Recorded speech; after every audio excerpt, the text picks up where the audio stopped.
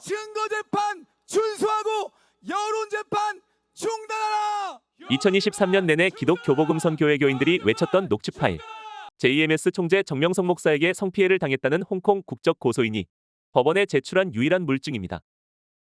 22년 JTBC와 23년 넷플릭스 다큐멘터리 나는 신이다 JMS 편의 녹취 파일 일부가 공개돼 대한민국을 발칵 뒤집었죠. JMS 교인들은 녹취 파일이 성피해 현장이 아닌 완전 다른 상황에서의 발언을 정교하게 짜깁기하고 자막 조작을 한 것임을 주장해왔습니다. 근데 작년 12월 22일 정명석 목사 1심 선고일 판사는 녹취 파일을 증거로 인정해버렸습니다. 반 JMS 활동가들은 언론 인터뷰 통해 이를 외쳐댔고 JMS 탈퇴자들도 환호성을 질렀죠. 심지어 판결문 일부까지 JMS 탈퇴자 카페에 공개했는데요. 아니, 그럼 녹취 파일이 진짜인 거야? Nope.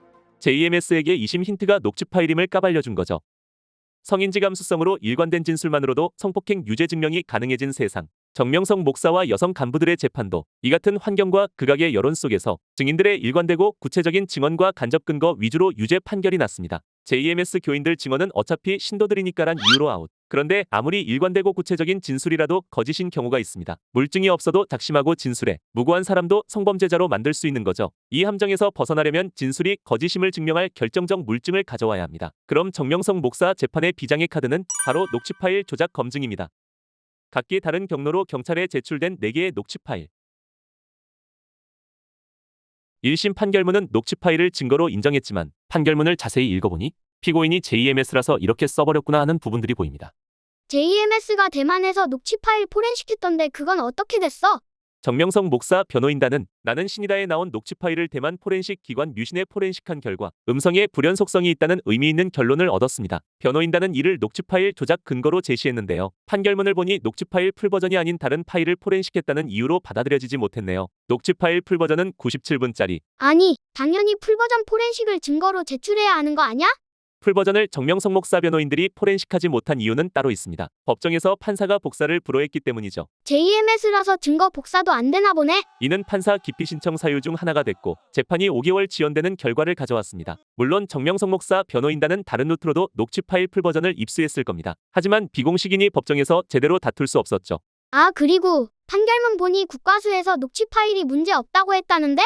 정명석 목사 판결문에선 국과수는 제1 녹음 파일의 파일 구조 정보에서 편집으로 볼 만한 특이점이 없다고 결론을 내렸다고 써 있습니다.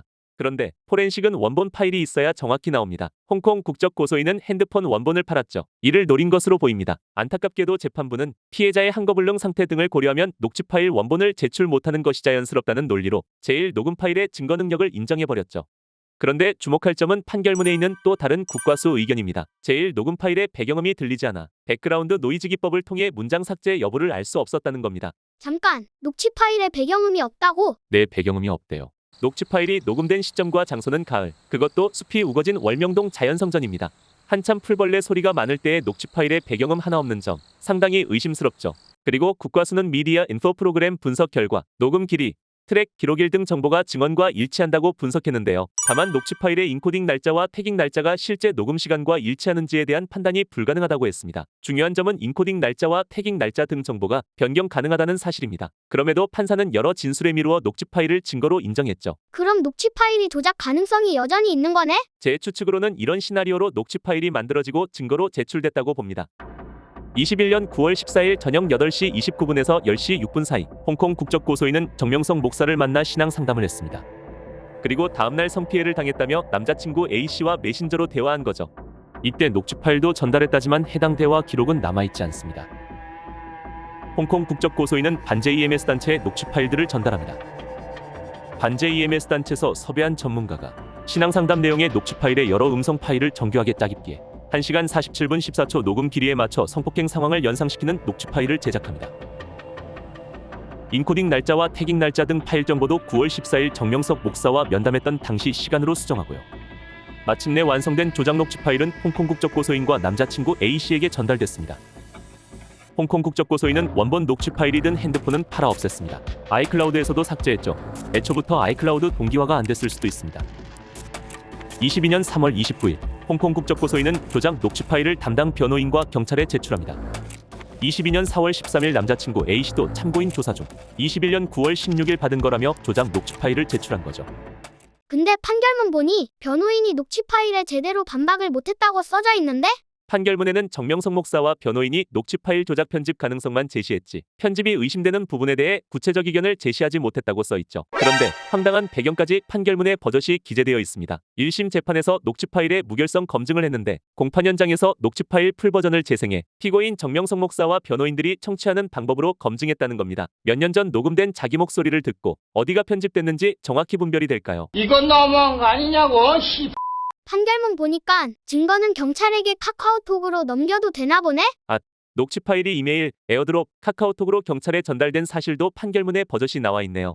압수 절차상 위법성이 보입니다. 전문 포렌식 절차가 아닌 경로로는 파일 압수하는 가운데 어떤 일이 있었을지 모르니까요. 세간의 관심이 집중된 정명석 목사 1심 재판. 아쉽게도 변론이 녹취 파일 조작보단 피해자들이 한거불능과 세뇌 상태가 아님을 증명하는 데 더 집중됐던 것으로 보입니다.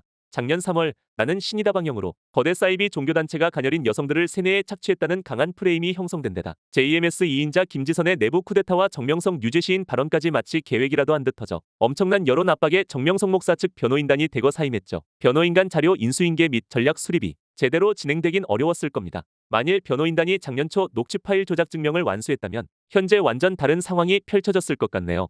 다가오는 정명석 목사 재판 2심, 1심 판결문 곳곳에 숨겨진 힌트를 찾아내 유일한 물증 녹취 파일을 부러뜨리면 반전 결말이 가능합니다. 쏟아지는 비난과 편견 속에서도 정의와 진실 규명을 위해 노력해온 변호인들, 2심에는 녹취 파일 조작 증명에 최선을 다하길 바랍니다.